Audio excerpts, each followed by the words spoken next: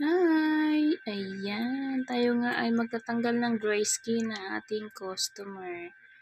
So, medyo ginupit ko na po yung mga dulo, yung sa unahan ng nails niya kasi may sira na siya, baka kasi magka-fungus siya. Kaya binawasan na natin yung kanyang unahan para tumubo siya ng maayos kapag natanggal natin kasi mapapasukan siya ng tubig. So, may tendency siya na magkakaroon siya ng fungus. Kaya pinutol ko na yan. Patubuin na lang ng hanggang umurong na lang siya. Ikakat na lang natin yung mga bakante sa ilalim. Kaya ayan siya guys. Medyo inedit ko lang to kasi mahaba tong video ko na to para hindi siya masyadong mahaba